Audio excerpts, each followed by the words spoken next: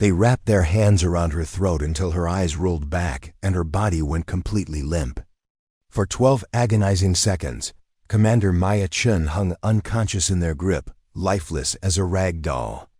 The 3 attackers stood over her motionless form in that abandoned warehouse, congratulating themselves, laughing about how easy it was to take down the so-called elite Navy SEAL. They had no idea they'd just awakened something that should have stayed sleeping. Before we jump back in, tell us where you're tuning in from, and if this story touches you, make sure you're subscribed, because tomorrow, I've saved something extra special for you. What happened next would be talked about in whispers through the corridors of Coronado Naval Base for years to come. Because Maya Chen wasn't just any SEAL. She was the kind of operator who'd survive things that would break most people's minds. And when she opened her eyes 13 seconds later, those 3 men learned a lesson that no training manual could have prepared them for. Navy SEALs don't just survive the impossible. They come back from it stronger. The warehouse district of Port Haverton had always been the perfect place for things you didn't want witnessed. Rusted metal buildings stretched for blocks, most abandoned since the shipping industry moved south. Security cameras were sparse, foot patrols non-existent. It was exactly the kind of place where 3 men could corner a woman and expect no consequences. What they didn't know was that Maya Chen had been tracking them for weeks. The setup had been months in the making. Commander Chen had been working deep cover, investigating a human trafficking ring that had been snatching military personnel on leave. 3 sailors had already vanished without a trace. The trail led to a network of ex-military contractors who thought their training made them untouchable. They recruited from the docks, targeting women they saw as easy marks. Maya had let herself become the perfect victim. She'd walked into their trap deliberately that October evening, wearing civilian clothes, appearing vulnerable and alone. The bait was too tempting for Marcus Kane, Derek Walsh, and Tony Reeves to ignore. 3 dishonorably discharged Marines who thought they knew what real training looked like. They followed her from the harbor bar to the warehouse district, exactly as she'd planned. What they saw was a 5'6" woman in jeans and a lightweight jacket, walking alone through empty streets. What they didn't see was the 8 years of combat experience, the classified missions in 7 different countries, and the kind of mental conditioning that turned normal human beings into weapons. Maya had graduated SEAL training when only 17% of her class made it through. Hell Week, she'd survived interrogation training that broke hardened operators. And she'd learned to see unconsciousness not as defeat, but as just another tactical state to master. The confrontation began like they all did. Intimidation, threats, the assumption that fear would make their job easier. Kane, the obvious leader, stepped forward first. At 6'3" with prison tattoos crawling up his neck, he was used to people backing down. Walsh and Reeves flanked her, blocking escape routes they thought she needed. The abandoned loading dock gave them privacy and multiple exit points. Everything was going according to their plan. "You picked the wrong neighborhood, sweetheart," Kane had said, cracking his knuckles. "But lucky for us, we know how to show lost little girls the way home." Maya said nothing. She didn't beg, didn't plead, didn't try to run. She simply stood there, calculating distances, timing, angles of attack. Her breathing remained steady, her heart rate controlled. In her mind, she was already 3 moves ahead of anything they could try.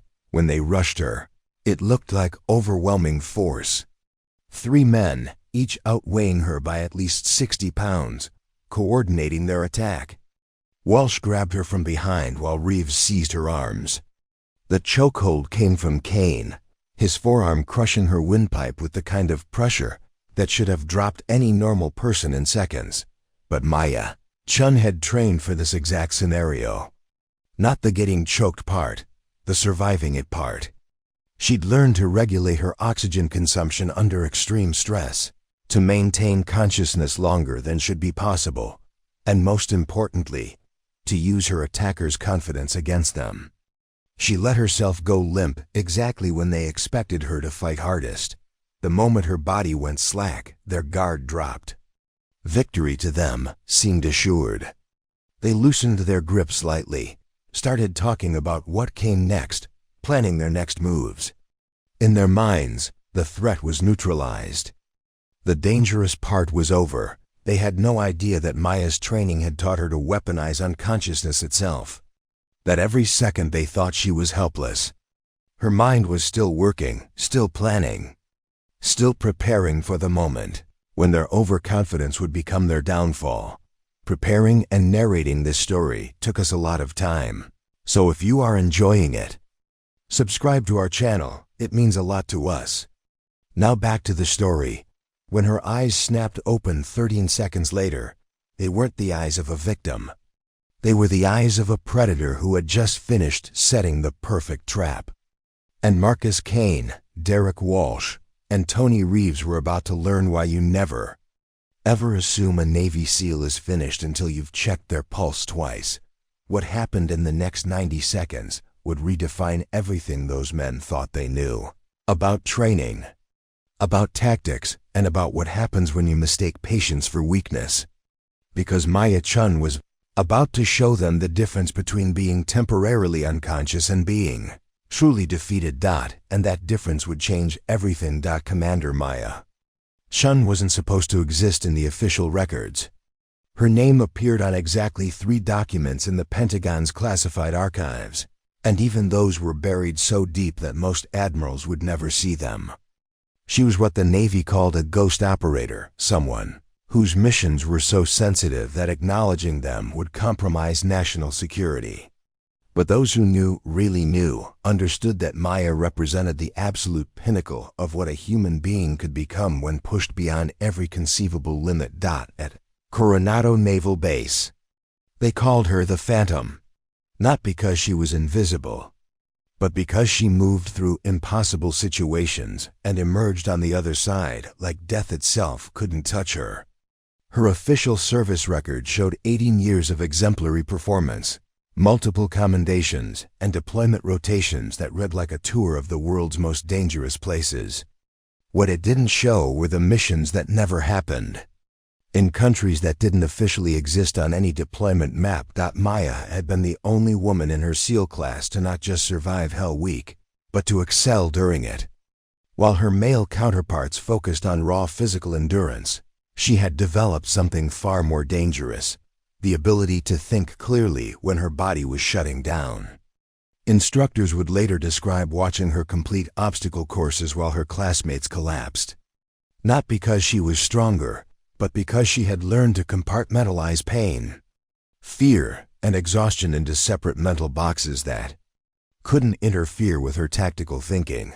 Her specialization was what the Navy termed deep penetration. Reconnaissance, a polite way of saying she went places where capture meant torture and death, gathered intelligence that couldn't be obtained any other way, and somehow always made it home.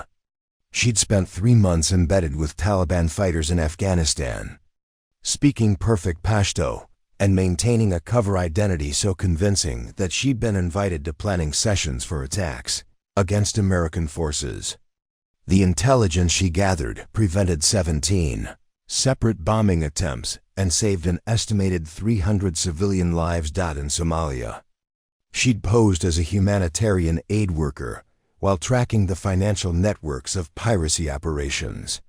When her cover was blown 6 weeks into the mission, she'd been captured, tortured for information she'd never give, and had somehow escaped from a fortified compound 30 miles from the nearest friendly forces. She'd walked out of the desert 3 days later, dehydrated but alive, carrying intelligence on USB drives she'd hidden in places her captors never thought to look. The psychological evaluations in her file made for disturbing reading. Not because Maya was unstable, but because she was stable in ways that worried the psychiatrists. Her pain tolerance registered in the 99th percentile. Her stress response patterns showed almost no elevation during simulated torture scenarios. When subjected to sensory deprivation experiments that broke most volunteers within hours, she'd emerged after 72 hours asking if they wanted to try something more challenging. Dr. Sarah Winters, the Navy's chief psychological evaluator, had written in Maya's assessment, "Commander Chun exhibits psychological resilience that borders on the superhuman. Her ability to maintain cognitive function under extreme duress suggests either a genetic anomaly or conditioning so thorough that it has fundamentally altered her neurological responses to trauma. Recommend continued observation and deployment only in scenarios where conventional operators have failed." What the evaluations couldn't capture was Maya's philosophy about survival. She'd learned early in her career that the human body could endure almost anything if the mind refused to accept defeat. Pain was temporary. Fear was optional. Death was just another tactical consideration to be planned around. She'd trained herself to view unconsciousness not as a failure state, but as a strategic position, a place where enemies lowered their guard while her mind continued to work. Her teammates had witnessed this philosophy in action during a rescue operation in Syria.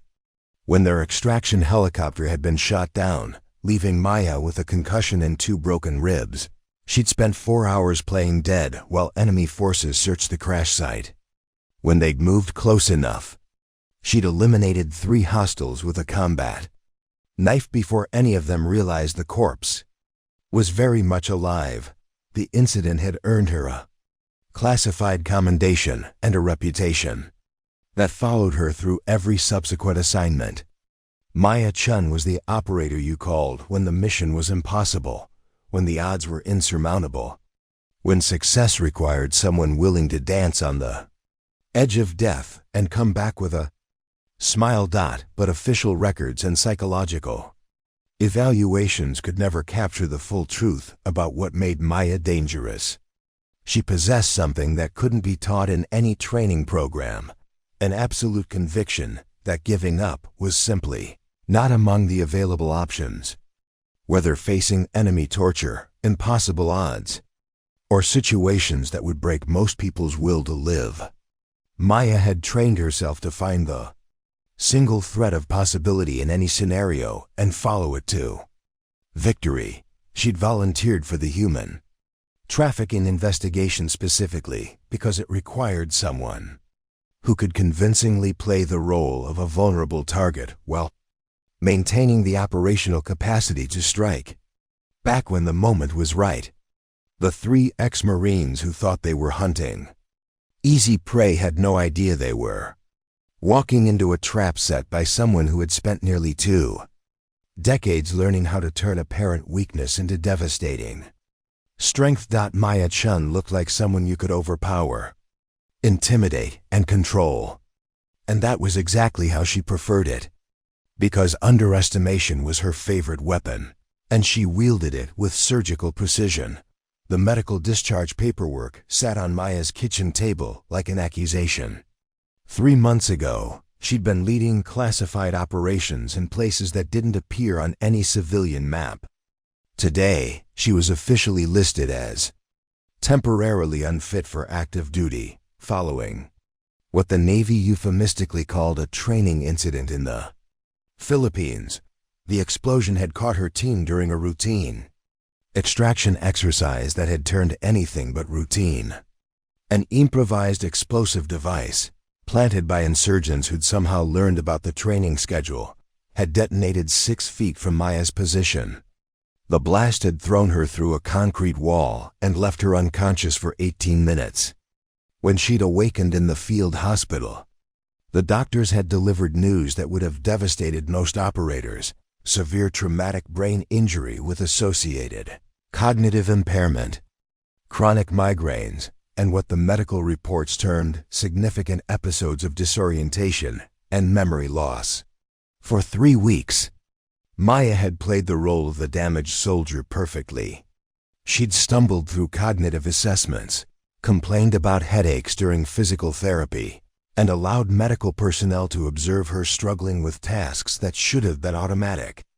The neurologist Dr. Rebecca Martinez had been particularly concerned about Maya's apparent inability to maintain focus during complex problem-solving exercises. What Dr. Martinez didn't know was that Maya's cognitive impairment was as carefully orchestrated as any cover identity she'd ever maintained. The real damage from the blast had healed within 2 weeks, but Maya had recognized an opportunity. The medical discharge would provide perfect cover for the deep undercover assignment she'd been planning with Naval Intelligence for 6 months. The human trafficking network they were targeting had been operating for 3 years, snatching military personnel during shore leave and selling them to clients who paid premium prices for operators with specialized training.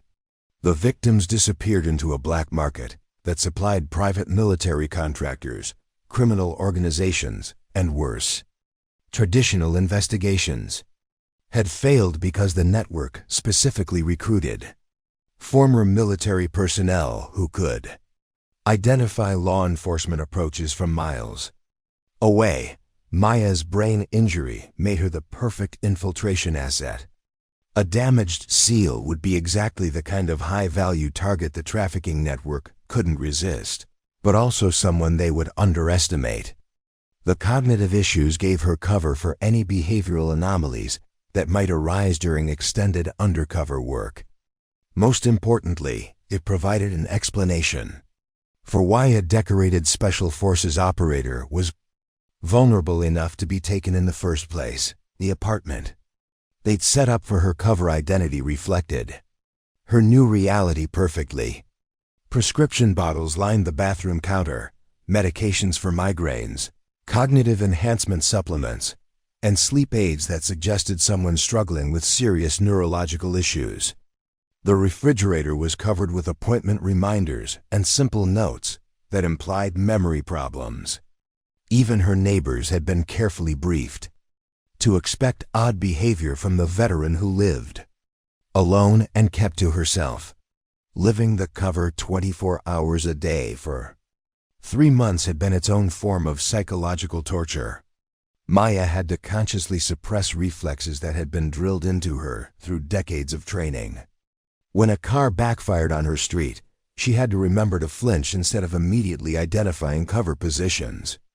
When someone approached her from behind at the grocery store, she had to appear startled rather than calmly adjusting her stance for optimal defensive positioning. The loneliness was worse than the acting. Maya had spent her entire adult life surrounded by teammates who understood the weight of classified responsibilities and the isolation that came with missions that couldn't be discussed.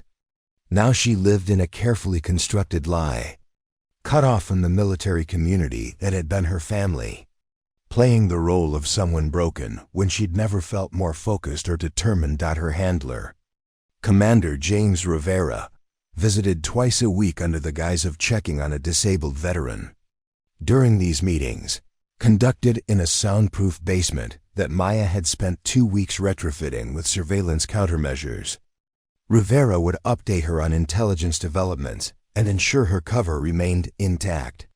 "The network is expanding," Rivera had told her during their most recent meeting. 3 more disappearances in the last month. 2 Marines from Camp Leoyne and a Navy technician from Norfolk. "The pattern is getting clearer. They're targeting people with specific skill sets who are vulnerable due to personal circumstances." Maya had studied the victim profiles extensively. All young, all dealing with some form of personal crisis that made them likely to frequent bars alone or walk through unfamiliar neighborhoods without backup.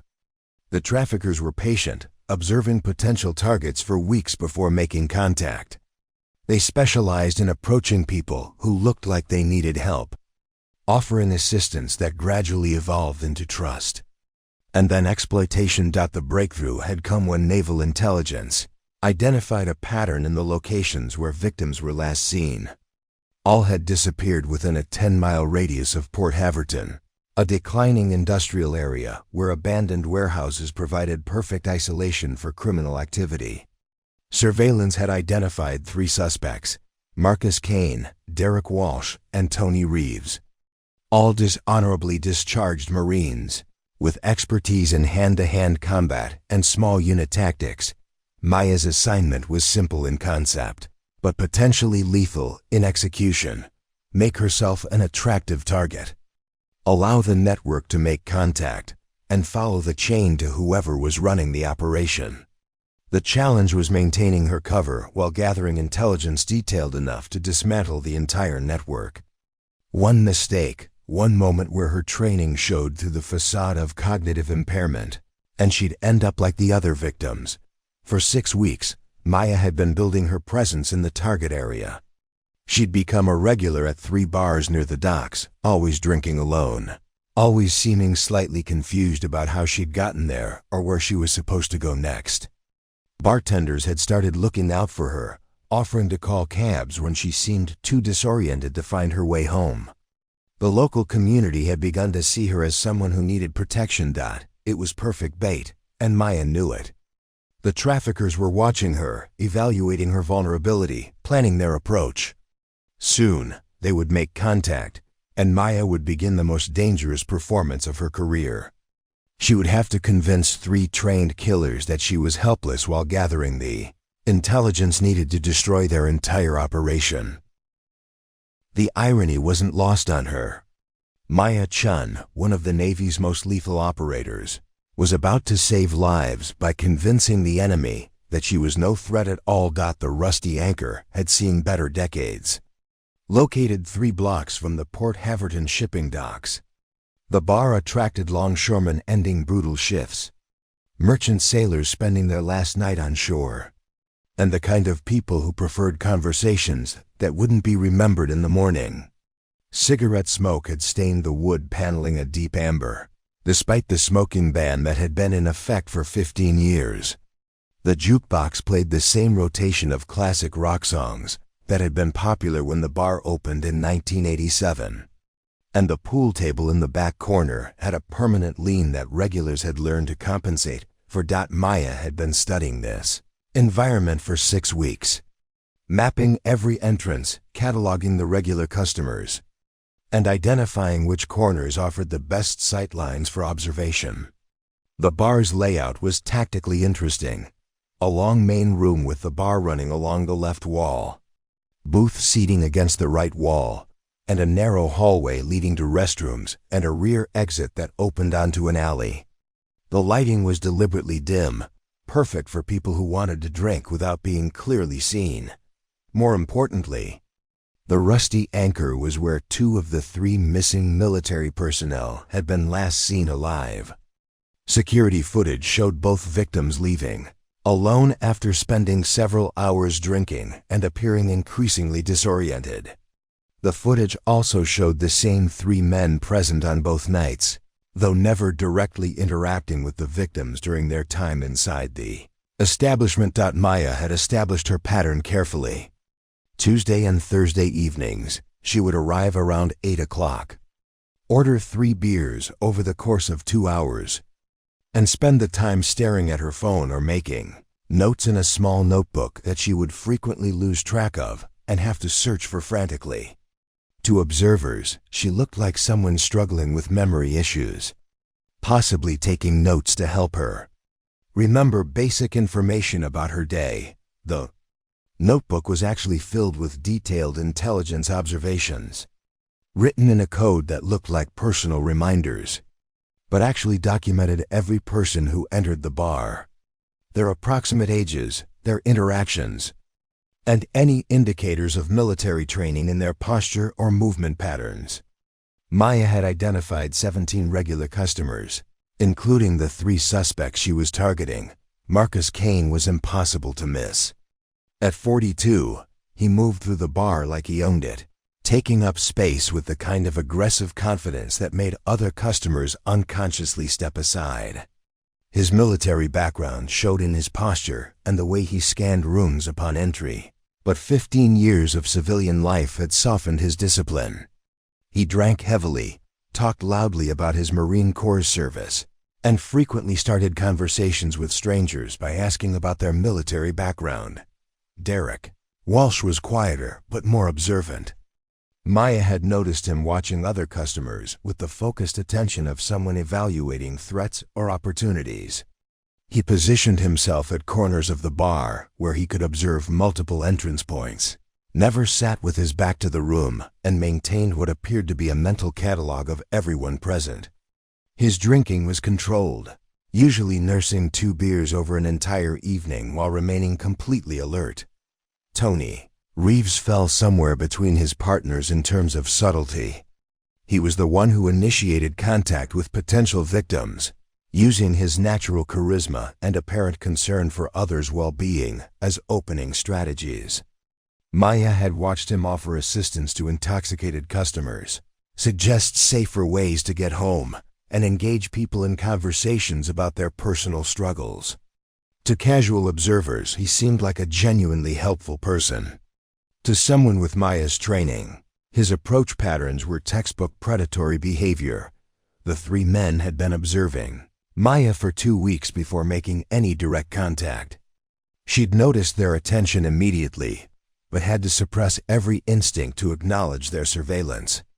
Instead, she'd continued playing her role, the confused veteran who couldn't quite remember if she'd locked her car, who sometimes ordered the same drink twice because she'd forgotten about the first one, who occasionally started conversations with people and then lost track of what she'd been talking about mid-sentence. The bartender, a 60-year-old former Navy cook named Pete Kowalski, had started looking out for her after her 3rd visit. Pete would quietly keep track of how many drinks she'd had, suggest food when she seemed too intoxicated, and occasionally ask regular customers to make sure she got to her car safely. His protective instincts were genuine, which made Maya's deception particularly difficult to maintain. Pete was exactly the kind of person she'd spent her career protecting. And now she was lying to him as part of an operation that put him at potential risk. The physical environment of the rusty anchor presented specific tactical challenges that Maya had to account for in her planning. The dim lighting would make it difficult for backup surveillance teams to maintain visual contact with her inside the establishment. The single rear exit could easily be blocked, turning the bar into a potential trap. Most concerning was the bar's location in an industrial area where screaming wouldn't attract attention, and law enforcement response times averaged 12 minutes. Maya had spent considerable time studying the neighborhood during daylight hours, identifying potential escape routes, communication dead zones where her emergency transmitter might not function, and locations where backup teams could position themselves without being obvious to trained observers. The warehouse district that surrounded the bar was a maze of abandoned buildings, loading docks, and storage facilities that provided countless opportunities for ambush. The acoustics of the bar were particularly challenging. Conversations could be overheard from 3 tables away, but the constant background noise of music, television sports broadcasts, and multiple simultaneous conversations also provided cover for discreet discussions. Maya had to balance appearing genuinely confused and disoriented while remaining alert enough to identify when the suspects were discussing her. Specifically, weather patterns added another layer of complexity to her surveillance work. October in Port Haverton meant unpredictable rain that could affect visibility, early darkness that provided cover for criminal activity, and cold temperatures that would make extended outdoor surveillance uncomfortable for any backup teams. Maya had to plan for scenarios where weather might force improvisation of carefully rehearsed contingency plans. The bar's regular customer base included several people who could complicate her operation. 2 off-duty police officers drank there on Friday nights.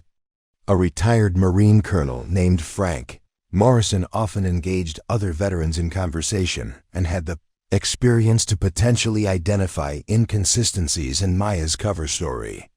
Several longshoremen had combat experience and might recognize her tactical awareness.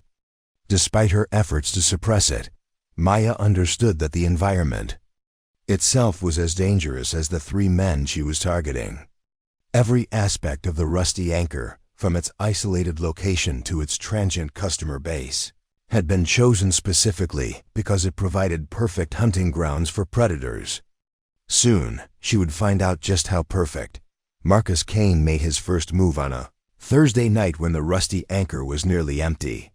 Maya sat at her usual corner table, notebook spread open, pen hovering uncertainly over half-finished sentences that painted the picture of someone struggling to organize simple thoughts. She'd deliberately chosen this evening because the bar's sparse crowd would make any approach more obvious and allow her to better control the interaction. "Mind if I sit down? You look like you could use some company." Kane's voice carried the practiced warmth of someone who'd used charm as a weapon for years. Maya looked up slowly, blinking as if trying to focus, then glanced around the nearly empty bar with the confused expression of someone who'd forgotten where they were. The performance required delicate calibration, appearing genuinely disoriented, without seeming so impaired that she'd be an unattractive target. I guess." Maya's voice carried just the right tremor of uncertainty. "Do I know you?" "I'm sorry, sometimes I don't remember people very well anymore." Kane settled into the booth across from her, his bulk making the old vinyl creak. Up close, Maya could see the details that surveillance photos had missed. The small scar above his left eye from what looked like a knife fight. Hands that showed evidence of serious weight training, and most importantly, the way his eyes constantly scanned her appearance, cataloging vulnerabilities with the systematic thoroughness of a predator evaluating prey. "Marcus Kane, I've seen you in here a few times. You seem like you're dealing with some heavy stuff." His tone suggested genuine concern, but Maya recognized the fishing expedition. He was looking for confirmation of whatever intelligence they'd already gathered about her background. Maya Chen. She touched her temple gingerly, a gesture she'd practiced to suggest ongoing head trauma. "Yeah, it's been difficult since the accident." The word accident was carefully chosen. Maya had spent weeks crafting a cover story that would explain her apparent cognitive issues while providing enough gaps for the traffickers to fill in details that would make them more confident in their assessment. Military personnel rarely discussed operational injuries in detail, especially with strangers, so vagueness would seem natural. "Military?" Kane asked, though his tone suggested he already knew the answer. "Navy was Navy." Maya's correction carried the bitter edge of someone whose identity had been stripped away. "Not anymore. Can't be anymore." Over the next hour, Kane demonstrated exactly why the trafficking network had been so successful. His approach was masterful, expressing genuine-sounding sympathy for her situation, sharing carefully edited stories about his own struggles with civilian life after the Marines, and gradually building a sense of mutual understanding between two veterans who'd been abandoned by the system they'd served. He bought her drinks, but monitored her consumption carefully, ensuring she remained coherent enough to continue the conversation. When she struggled to remember details about her naval service, he filled in gaps with his own military knowledge, creating a false sense of shared experience. Most insidiously, he began positioning himself as someone who understood her problems and might be able to help solve them. "The thing about guys like us," Kane said during their second meeting the following Tuesday, "is we know how to take care of each other. The civilian world doesn't get it, but we do." Maya nodded slowly, allowing hope to flicker across her expression before dampening it with practiced disappointment. "Everyone says that, but when it comes down to it, hey." Kane leaned forward, his voice dropping to a conspiratorial whisper. "I'm not everyone. I've got connections, people who understand what military training is worth. Even when the brass says you're damaged goods." The recruitment pitch had begun. Derek Walsh joined them during the third week, introduced as a friend who might be able to help with Maya's situation. Walsh's approach was completely different from Kane's aggressive friendliness. He sat quietly, observing, asking occasional questions that seemed designed to test the consistency of Maya's cover story rather than build rapport. "What rate were you?" Walsh asked during his second appearance, using Navy terminology that a civilian wouldn't know. "Intelligence specialist," Maya replied, choosing a rating that would explain her value to traffickers while providing cover for any advanced knowledge she might accidentally display. "Is good rate. What level clearance?" The question was a trap. Maya recognized the interrogation technique immediately. Walsh was testing whether her cognitive impairment was real or fabricated. Someone with genuine brain damage might struggle to remember their clearance level, but someone faking the condition might provide too much detail or respond too quickly. Maya paused, touching her temple again, her brow furrowing with apparent concentration. "Secret, I think. They kept changing things after the thing that happened." She looked confused and frustrated, as if the effort of remembering was physically painful. Walsh's expression softened slightly, but Maya caught the quick glance he exchanged with Kane. They were communicating silently, updating their assessment of her condition and value. Tony Reeves completed the team during week 4. Appearing at Maya's table one evening when she was alone and visibly distressed. Maya had spent an hour practicing the performance she would give that night, appearing agitated and confused, as if she'd had a particularly bad day with her symptoms. "Hey, are you okay?" Reeves' concern seemed absolutely genuine. "You look upset." "I got lost today," Maya said, her voice trembling slightly. "I was trying to go to the VA clinic and I don't know where I ended up. Some parking garage downtown. Took me 3 hours to figure out how to get home." The story was designed to reinforce her vulnerability while providing information about her medical care that the traffickers could verify and use for planning. Maya had actually spent those 3 hours conducting surveillance on a suspect warehouse, but Reeves didn't need to know that. "That's rough. You shouldn't have to deal with that stuff alone." Reeves' response was perfectly calibrated, supportive without being patronizing, understanding without being overly familiar. "You know, we've been talking, and we might have some ideas about how to help you out." The hook was set. After 4 weeks of careful cultivation, the traffickers were ready to make their proposition. Maya had successfully convinced 3 trained killers that she was exactly the kind of vulnerable, high-value target their operation specialized in exploiting. What they didn't realize was that every conversation had been recorded. Every meeting had been observed by backup surveillance teams, and every detail of their recruitment strategy was being documented for the prosecution that would eventually destroy their entire network. Maya Chen was about to discover just how far down the rabbit hole these predators were willing to take her. The harassment began subtly, designed to look like accidents and coincidences to anyone who wasn't specifically watching for patterns.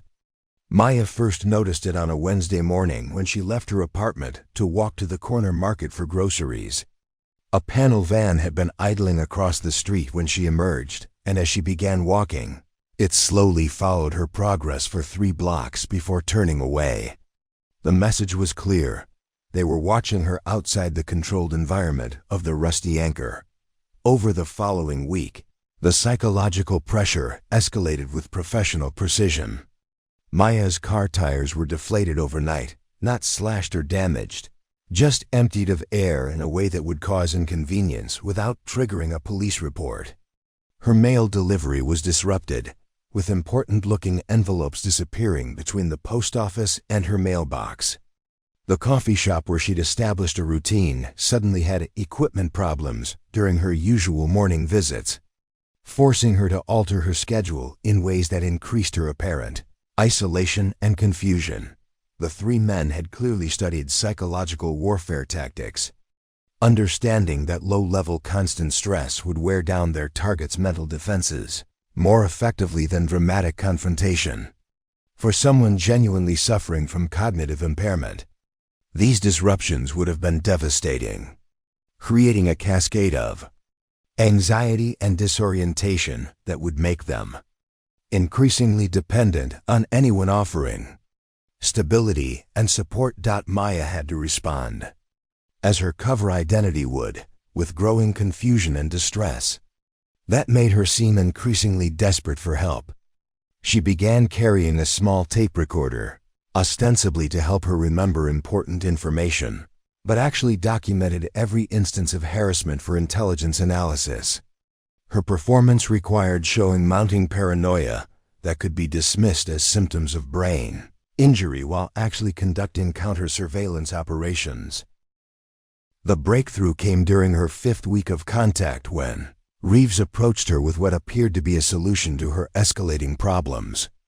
Maya had spent the evening at the Rusty Anchor appearing more agitated than usual, repeatedly checking her phone and glancing toward the windows as if expecting trouble.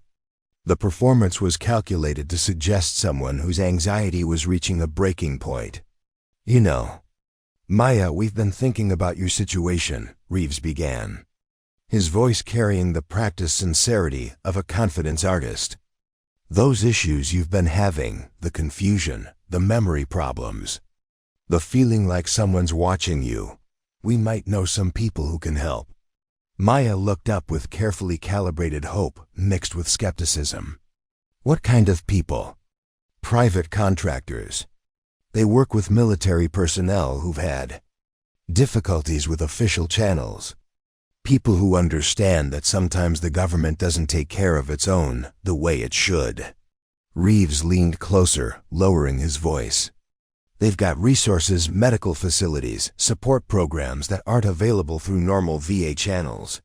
The proposition was elegant in its deception.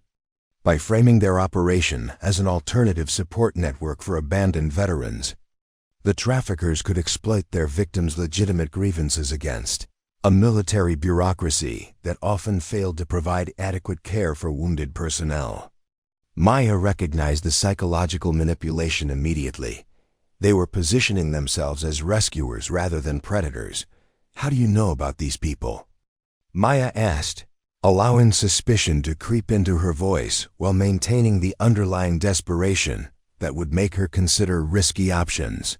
"We've all been where you are," Kane interjected, joining the conversation with perfect timing. "The military builds you up, uses you up, then throws you away when you're no longer useful. But there are people out there who understand real value, who know what someone with your training and experience is worth." The sales pitch continued for over an hour, with each man contributing elements designed to address different aspects of Maya's apparent psychological profile. Walsh emphasized the financial benefits, suggesting that her intelligence background made her valuable to organizations willing to pay far more than military disability compensation. Reeves focused on the medical aspects, describing treatment programs that could allegedly help with her cognitive issues. Kane appealed to her sense of abandonment and desire for belonging, painting their organization as a brotherhood that took care of its members. Maya played the role perfectly, asking the kinds of questions someone in her position would ask while appearing increasingly convinced by their arguments. She expressed concern about the legality of private military work, worry about her medical condition affecting her performance, and fear that she was too damaged to be useful to anyone. Each concern was expertly addressed with reassurances that demonstrated these men had successfully recruited other vulnerable veterans using identical techniques. "The thing is," Walsh said as the evening wound down, "this opportunity won't be available forever. Our contacts are particular about timing, and they've got specific requirements for the kind of people they're willing to work with." The artificial time pressure was another classic manipulation technique, designed to prevent Maya from having too much time to reconsider or seek outside advice. By creating urgency around their offer, the traffickers were hoping to bypass her rational decision-making process and exploit the desperation they believed her circumstances had created. "What would I need to do?" Maya asked, her voice carrying the tremor of someone afraid to hope, but unable to resist the possibility of rescue. Just meet with them.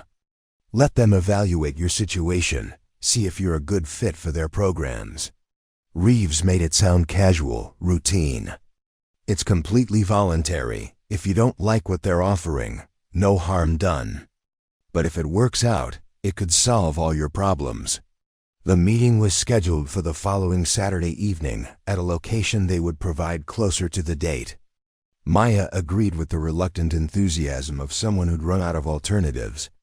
While mentally cataloging every detail of their recruitment strategy for the intelligence report that would eventually help prosecute them. As she walked home that night, Maya noticed the same panel van following at a discreet distance. They were no longer just watching her, they were protecting their investment, ensuring that their carefully cultivated asset didn't encounter any complications before the final phase of their operation could begin. Maya Chen was about to walk willingly into the heart of a human trafficking network, carrying with her enough surveillance equipment and tactical training to dismantle their entire operation. The three men who thought they'd found the perfect victim had actually recruited their own destruction. But first, she had to survive whatever they had planned for. Saturday night, the phone call came at 2:47 a.m. on Thursday morning, exactly when someone with genuine cognitive issues would be most disoriented and vulnerable to psychological manipulation. Maya had been expecting contact, but the timing demonstrated just how thoroughly the traffickers had studied their target's supposed condition. She answered on the fourth ring, making her voice thick with sleep and confusion. "Maya? It's Tony Reeves from the bar. I'm sorry to call so late, but something's come up." Maya sat up slowly, deliberately fumbling with the bedside lamp in a way that would be audible through the phone.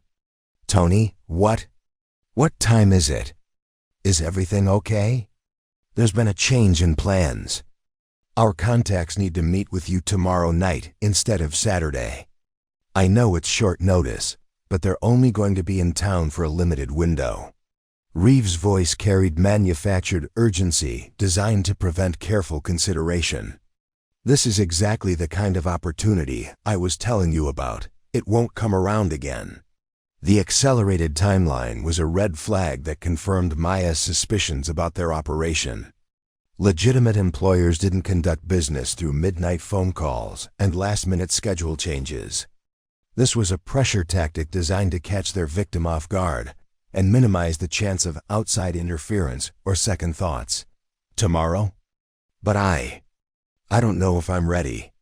I haven't even thought about what questions to ask them." Maya allowed genuine-sounding anxiety to creep into her voice while her mind raced through tactical considerations. The shortened timeline meant her backup teams would have less preparation time and fewer opportunities to establish overwatch positions. "Hey, that's exactly why this is perfect for you. You don't need to impress anybody or prove anything. They're specifically looking for people in your situation, veterans who've been let down by the system and need a fresh start." Reeves' reassurance was smooth and practiced. "All you have to do is show up and let them explain what they can offer. If it doesn't feel right, you walk away." The location he provided was a warehouse in the industrial district, approximately 12 blocks from the Rusty Anchor, in an area where Maya's surveillance teams had identified multiple buildings suitable for criminal activity. The meeting time was set for 8:30 p.m. Well after sunset, but early enough that her absence wouldn't immediately trigger concern from neighbors or routine contacts. "Should I drive there myself? Or ... Maya let the question trail off, as someone with memory issues might when struggling to organize logistics. "Actually, it's probably better if we pick you up. The location can be tricky to find, especially in the dark. And parking in that area isn't great for someone alone." Kane's voice had joined the call, suggesting this conversation had been planned in advance. "We'll come by around 8. That'll give us plenty of time to get there and find the right building." The offer to provide transportation was the final confirmation that this was an abduction rather than a legitimate business meeting. By controlling her movement to and from the location, They would eliminate her ability to signal for help or escape if the situation deteriorated. Maya had to accept their offer while ensuring her backup teams could maintain surveillance throughout the journey. Okay, that sounds good. I'm sorry, I know I'm being paranoid. But with everything that's been happening lately, Maya's voice carried the tremor of someone whose anxiety was justified, but whose judgment was impaired. You're not being paranoid. You're being smart, Walsh interjected, his tone suggesting he'd been listening throughout the conversation. After what the military put you through, you've got every right to be careful about who you trust. But we've got your back on this one. The manipulation was expertly executed, acknowledging her legitimate concerns while positioning themselves as protectors rather than threats. They were exploiting the very real trauma that many veterans experienced when dealing with military bureaucracy and medical systems that often failed to provide adequate support after ending the call. Maya immediately initiated emergency protocols that would alert her handler and backup teams to the accelerated timeline. Using a secure communication device hidden in her bathroom medicine cabinet, she transmitted a coded message that would trigger comprehensive surveillance coverage for the following evening's operation. The next 18 hours were spent in careful preparation disguised as the anxious confusion of someone facing a potentially life-changing decision. Maya visited the VA clinic to establish an alibi for her afternoon activities while actually coordinating with Commander Rivera about backup positioning and emergency extraction procedures. She made a show of calling a friend to discuss her decision, using a conversation that would be monitored by the traffickers to reinforce her cover story while actually communicating tactical information to her support team. The most challenging aspect of preparation was managing the psychological tension between her cover identity and operational reality. Maya had spent weeks convincing these men that she was vulnerable and desperate, but now she had to walk willingly into their trap while maintaining surveillance capabilities and defensive readiness that could blow her cover in an instant. Her apartment had been thoroughly surveilled for weeks, meaning any unusual activity would be noticed immediately. Maya had to pack emergency supplies and communication equipment, using only items that would seem natural for someone attending a job interview. A small purse contained what appeared to be medication and personal items, but actually held emergency beacon devices and concealed recording equipment. Her clothing was selected to provide freedom of movement while appearing appropriate for someone trying to make a good impression. By 7:45 p.m., Maya sat in her living room, checking her appearance in a hand mirror with the nervous energy of someone whose future depended on the next few hours. Through the window, she could see the same panel van that had been following her for weeks, now parked directly across the street with two figures visible in the front seats. At exactly 8 o'clock, her doorbell rang. Marcus Kane and Derek Walsh stood on her doorstep, both dressed in dark clothing and wearing expressions of calculated friendliness. Behind them, Tony Reeves waited by the van with the engine running. "Ready for this?" Kane asked, his smile not quite reaching his eyes. Maya took a deep breath, shouldered her purse, and stepped across the threshold into the most dangerous performance of her career. As she walked toward the van, she caught a brief glimpse of movement in the shadows across the street. Her backup team was in position. The hunt was about to begin. But Maya Chen wasn't the prey they thought she was. The van's interior smelled of stale cigarettes and something else Maya couldn't immediately identify, a metallic scent that suggested the vehicle had been used for purposes beyond simple transportation. She settled into the middle bench seat as instructed, with Reeves driving, Kane riding shotgun, and Walsh positioned behind her where he could monitor her reactions and prevent any sudden movements. Toward the doors, the route to the warehouse district took them through increasingly isolated areas of Port Haverton. past shuttered factories and empty lots that would provide no witnesses if something went wrong. Maya mentally cataloged each turn while maintaining the nervous chatter of someone trying to manage pre-interview anxiety. Her backup teams would be tracking the van's GPS signal, but she needed to provide additional intelligence about their destination and the tactical situation they were walking into. "So tell me again about these people we're meeting," Maya asked, injecting just enough uncertainty into her voice to sound realistic while fishing for operational details. "I know you said they work with veterans, but what kind of organization are they exactly?" "Private consulting," Walsh answered from behind her, his tone suggesting the conversation was closed to further questions. "They handle special projects for clients who need people with specific skill sets."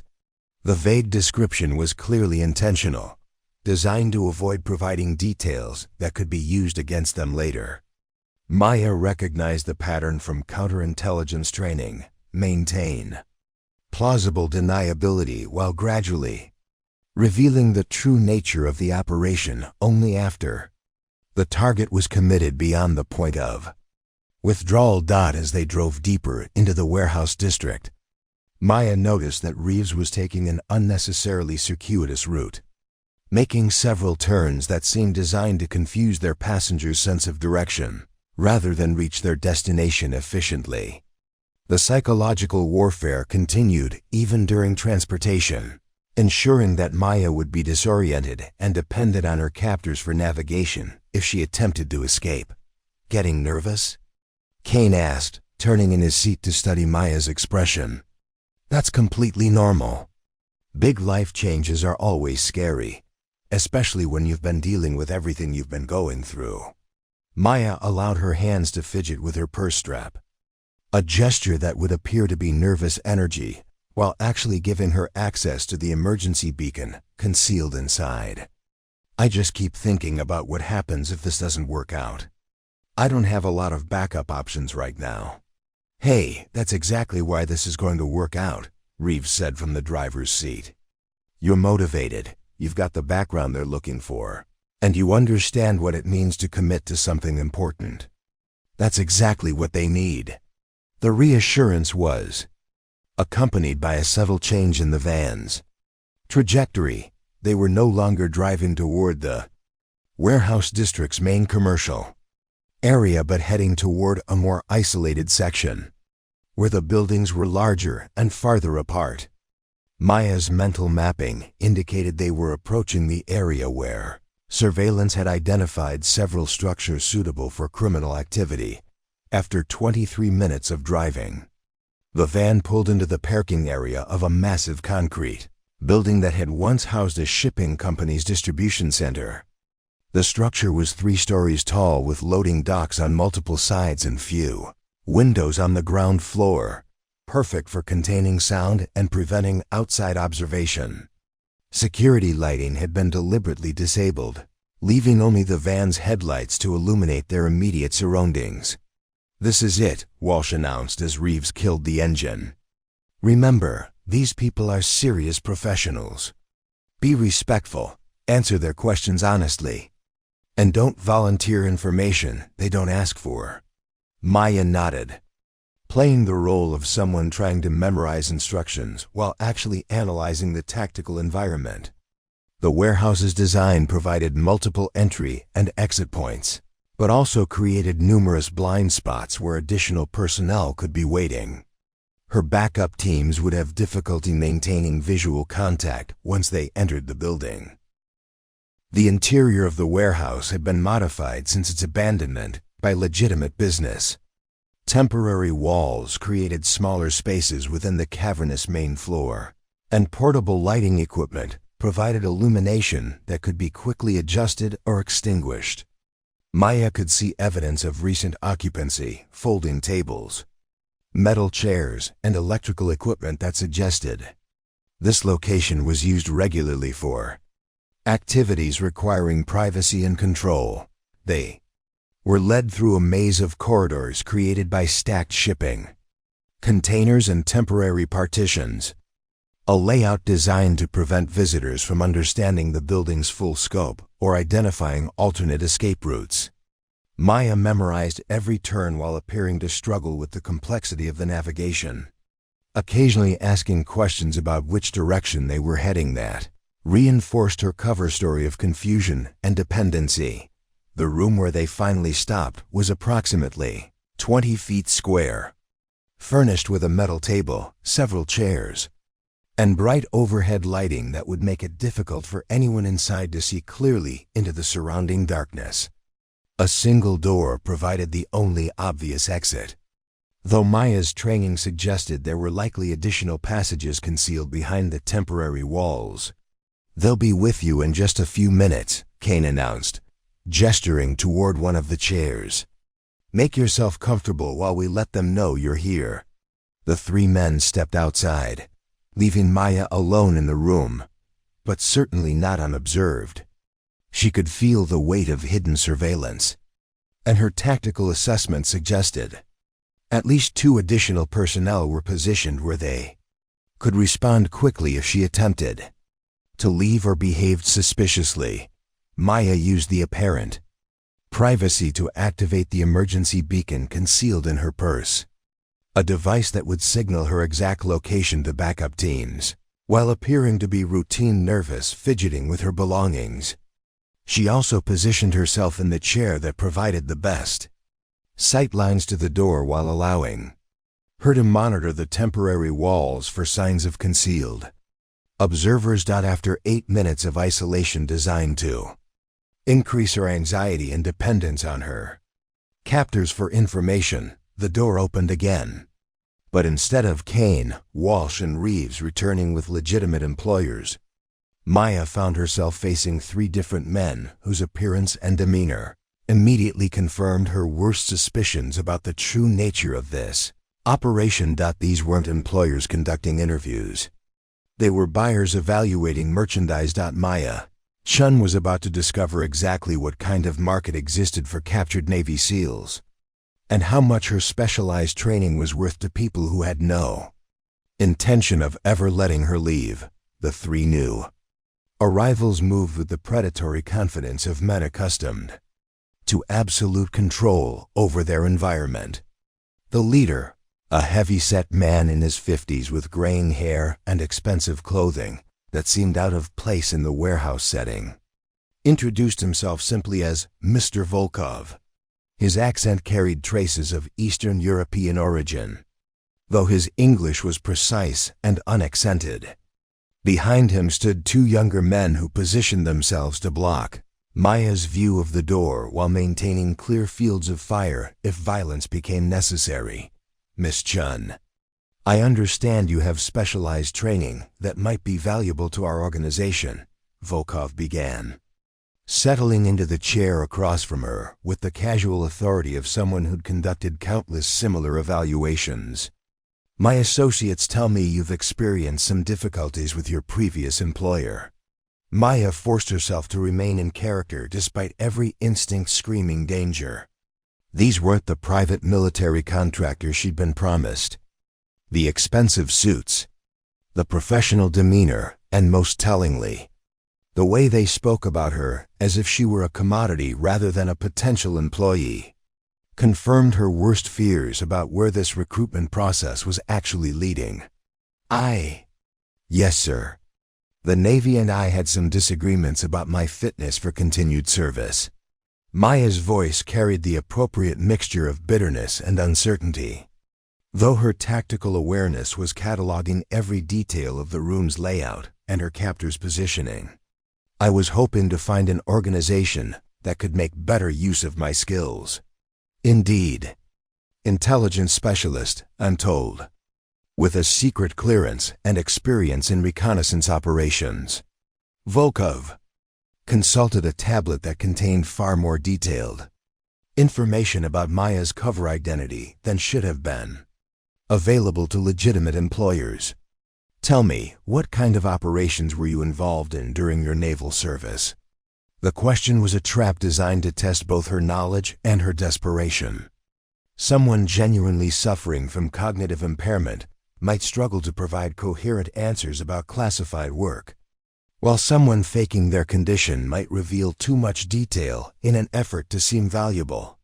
Maya had to navigate between these extremes while gathering intelligence about Volkov's operation. Mostly surveillance stuff. Watching people, taking pictures, writing reports. Maya paused, touching her temple with the gesture she'd practiced to suggest memory problems. It's hard to remember everything clearly since the accident. Sometimes the details get fuzzy. Of course, brain injuries can be quite challenging. Volkov's tone carried false sympathy that didn't reach his eyes. But muscle memory often remains intact even when cognitive function is impaired. Physical skills, combat training, the ability to follow instructions, these capabilities typically survive neurological damage quite well. The clinical way he discussed her supposed injuries revealed the true purpose of this evaluation. Volkov wasn't interested in her intelligence background or analytical capabilities. He was assessing her value as a physically capable operative who could be controlled and directed without the inconvenient independence that came with full cognitive function. "I'm not sure I understand what you're looking for exactly," Maya said, allowing confusion to color her voice, while mentally preparing for the moment when this charade would end and the real situation would be revealed. "We represent clients who require specialized services in locations where traditional law enforcement agencies lack jurisdiction or authority," Volkov explained, his words carefully chosen to sound legitimate while revealing nothing actionable. Former military personnel with specific skill sets are often ideal for such work, particularly those who might be overlooked by conventional security services due to medical issues. One of Volkov's subordinates stepped closer, producing a device that Maya recognized as a portable medical scanner.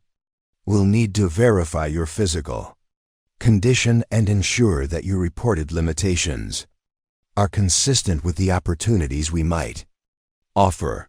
The scanner was designed to detect deception by monitoring physiological responses during questioning, but it also served another purpose: establishing baseline readings that would help them determine appropriate dosages for chemical restraints when the voluntary cooperation phase of their operation ended. "I don't understand.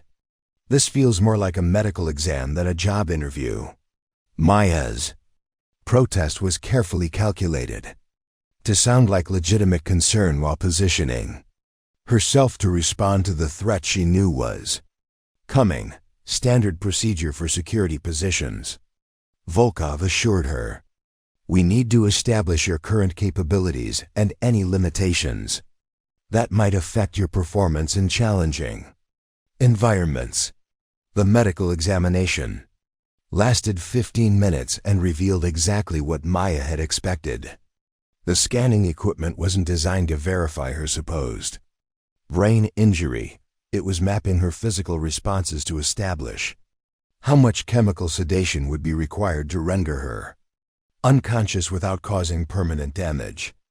Every question about her symptoms and limitations was actually intelligence gathering about her resistance to various control methods. When the examination concluded, Volkov's demeanor shifted subtly. The pretense of conducting a legitimate job interview evaporated, replaced by the cold efficiency of someone closing a business transaction. "Miss Chen, I'm pleased to inform you that you're exactly what our clients are looking for. Your combination of military training and current vulnerability makes you ideally suited for the opportunities we can provide." His smile was predatory. "The compensation package is quite generous, though the work arrangements are somewhat exclusive." "What do you mean by exclusive?" Maya asked, though she already knew the answer. "Complete commitment to our organization. No outside contacts, no personal relationships that might compromise operational security, and no possibility of changing your mind once the contract is signed." Volkov gestured to his subordinates. who moved to positions that would prevent any attempt to leave the room. I'm sure you understand the need for absolute discretion in our line of work. Maya felt the familiar calm that always settled over her when situations shifted from preparation to execution. The recruitment phase was over. The trafficking operation was about to reveal its true nature, and Maya Chen was finally going to discover exactly what happened to military personnel who disappeared into this particular black market. But first, she had to survive the next few minutes when these men realized that their carefully selected victim was nothing like what they thought they'd captured. The real test was about to begin. And Maya was ready to show them what a Navy SEAL could do when the gloves finally came off. The transition from pretense to violence happened faster than most people could process. But Maya had been anticipating this moment for weeks. When Volkov nodded to his subordinates, she was already moving before the first syringe appeared in the larger man's hand. Her chair scraped against concrete as she launched herself sideways, using the metal table as a pivot point to change direction. While the two men converged on where she'd been sitting, the larger subordinate, a muscular man in his 30s with the build of someone who'd spent years in a gym, lunged forward with the sedative-filled syringe aimed at her neck. Maya's response was textbook close-quarters combat. She intercepted his wrist with her left hand while driving her right elbow into his solar plexus with enough force to double him over, gasping. The syringe clattered across the concrete floor, its contents spilling uselessly, but Maya had underestimated the coordination of their attack. While she dealt with the first threat, the second man had circled behind her, and before she could fully disengage from her first attacker, she felt arms wrap around her throat from behind in a professionally applied chokehold. This wasn't the amateur hour aggression she'd faced from Walsh and his partners at the bar. This was someone who knew exactly how to compress the carotid arteries for maximum efficiency. Chokehold was applied with surgical precision. Maya felt the familiar sensation of blood flow restriction that she'd experienced countless times during training. But this wasn't a controlled exercise with safety protocols. The man behind her was applying maximum pressure with the clear intent of rendering her unconscious as quickly as possible. She had perhaps 15 seconds of clear thinking before hypoxia would begin, affecting her cognitive function. Maya's first instinct was to fight the hold using the escape techniques drilled into every SEAL during resistance training. But as the pressure increased and she felt the first waves of dizziness beginning to affect her balance, a different strategy emerged. Instead of fighting the chokehold, Maya decided to weaponize it, relaxing her resistance suddenly.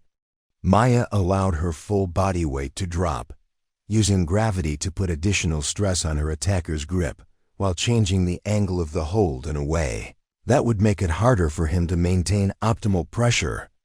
The sudden shift in her position caused the man to adjust his stance, and in that moment of instability, Maya drove her heel backward into his kneecap with enough force to hyperextend the joint.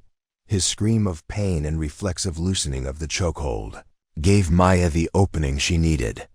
But the oxygen deprivation had already begun affecting her motor control. Instead of attempting a complex escape maneuver that might fail due to impaired coordination, she continued using her body weight as a weapon, throwing herself backward to drive her attacker into the concrete wall behind him.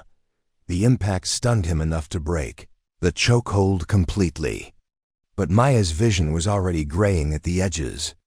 She had perhaps 5 seconds of useful consciousness remaining before the accumulated blood loss to her brain would render her helpless.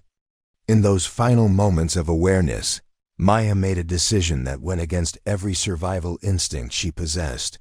Instead of fighting to remain conscious, she allowed herself to fall to Volkov and his men.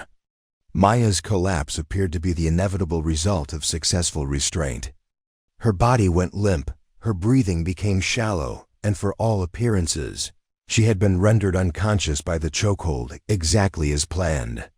They had no way of knowing that Maya's training had taught her to maintain a threat of awareness, even during apparent unconsciousness, or that she was using their assumption of victory as the foundation for her real counterattack. Finally, Volkov muttered, checking his watch with the irritation of someone whose schedule had been disrupted. "Package her for transport. The client is expecting delivery within 2 hours." Maya remained motionless as plastic restraints were applied to her wrists and ankles. Though her apparently unconscious state allowed her to test the bonds without detection. The restraints were professional grade, but applied hastily by men who believed their prisoner was no longer a threat. Through partially opened eyes, Maya observed their movements and cataloged the weapons they carried while maintaining the shallow breathing pattern of someone deeply unconscious. The conversation that followed provided crucial intelligence about the scope of their operation. Volkov's organization wasn't simply trafficking military personnel for slave labor or ransom. They were supplying trained operatives to clients who required deniable assets for operations that couldn't be traced back to legitimate governments or corporations. Maya was being packaged for delivery to someone who intended to use her skills for purposes that would ensure her permanent silence afterward. This one should bring premium pricing, Volkov told his subordinates as they prepared a medical transport gurney. Female SEAL with intelligence background, the client specifically requested someone with her profile for an operation in Southeast Asia.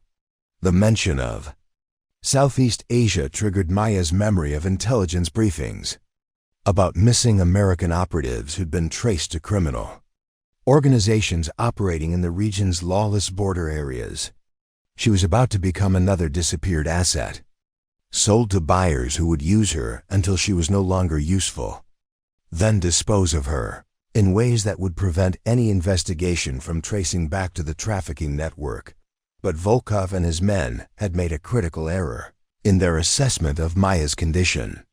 The chokehold had rendered her unconscious for exactly 13 seconds, long enough to convince them of their success, but not long enough to cause the prolonged disorientation they expected. Maya's training had conditioned her to recover from oxygen deprivation faster than most people, and more importantly, to use apparent helplessness as a tactical advantage.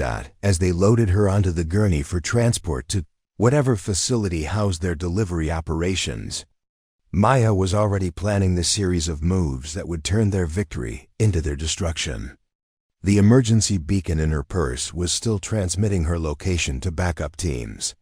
The restraints they'd applied could be defeated using techniques they'd never heard of, and most importantly, they had no idea that their unconscious prisoner was actually a fully aware and extremely angry Navy SEAL who'd been gathering intelligence on their operation for over an hour. Maya Chen was about to show Volkov exactly what happened when you tried to package a predator for shipment.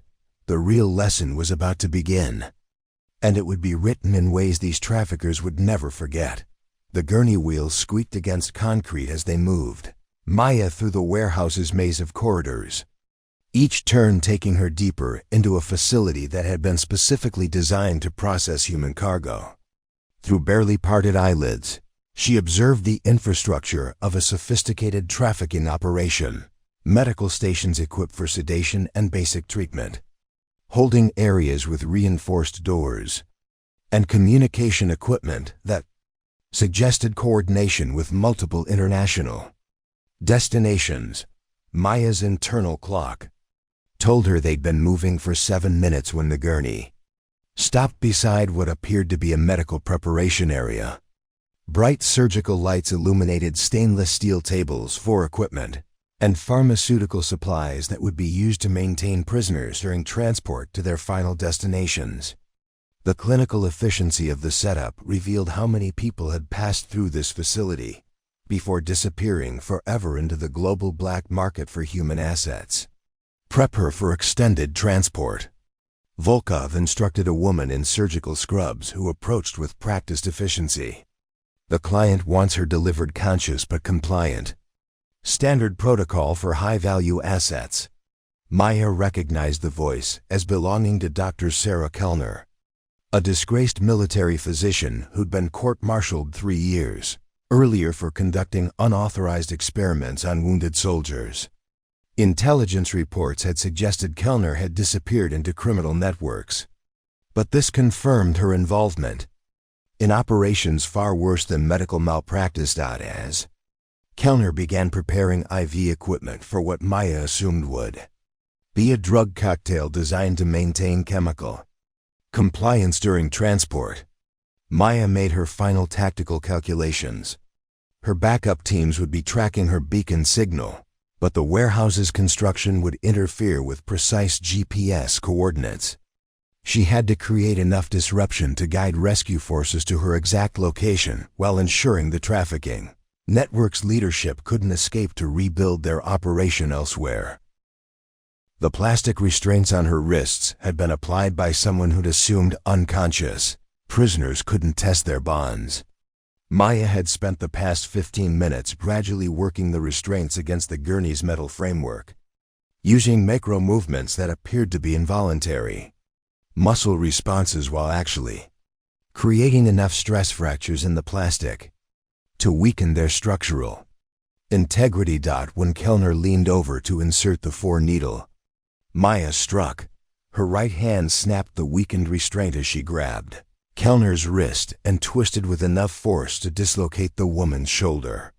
Before Kellner's scream could alert the guards, Maya's left hand had broken its restraint and clamped over the doctor's mouth, using her as a human shield while her legs worked to free themselves from the ankle bonds. "Don't move or she dies," Maya announced loudly enough for everyone in the facility to hear, her voice carrying the cold authority of someone who'd made and executed similar threats in hostile territory. The confusion and disorientation that should have followed prolonged unconsciousness was completely absent. Maya's mind was crystal clear and focused on the tactical situation unfolding around her. Volkov's response was immediate and professional. Instead of rushing to rescue Kellner, he activated security protocols that sealed the warehouses, exits and alerted armed personnel positioned throughout the facility.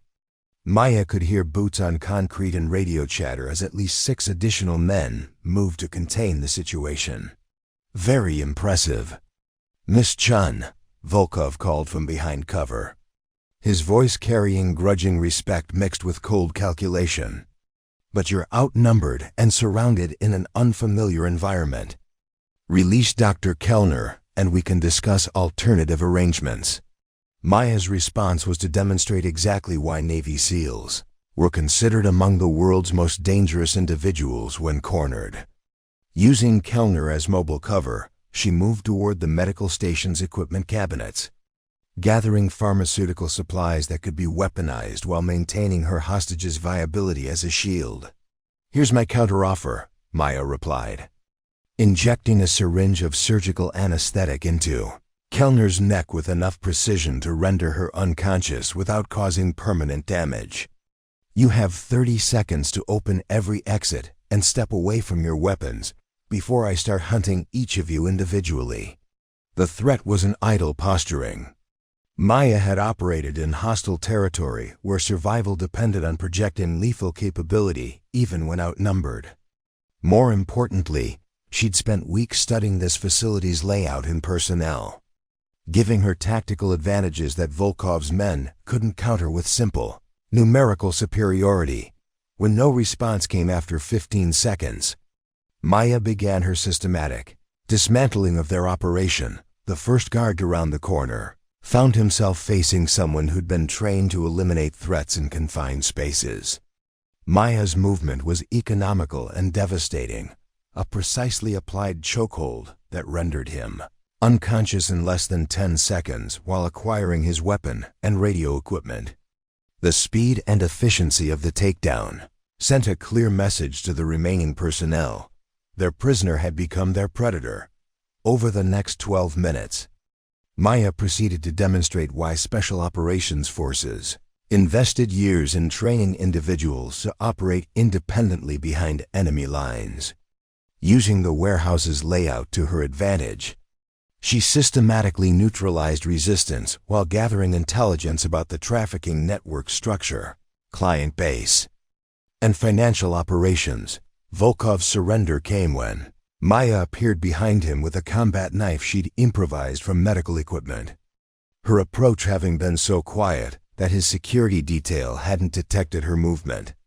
The man who'd been evaluating her as merchandise found himself disarmed and restrained by someone whose capabilities far exceeded anything in his operational experience. "You made a fundamental error in assessment," Maya told him as sirens approached the warehouse exterior, indicating her backup teams had triangulated her beacon signal and coordinated with local law enforcement. "You assumed damaged meant helpless. Navy SEALs don't stay down because we're trained to turn every disadvantage into a tactical advantage." When FBI tactical teams breached the warehouse 14 minutes later, they found Maya Chen standing over 7 restrained prisoners. A room full of evidence that would dismantle an international trafficking network, and detailed intelligence that would lead to the rescue of 17 missing military personnel from facilities in 6 different countries. The investigation that followed revealed the full scope of what Maya's undercover operation had exposed.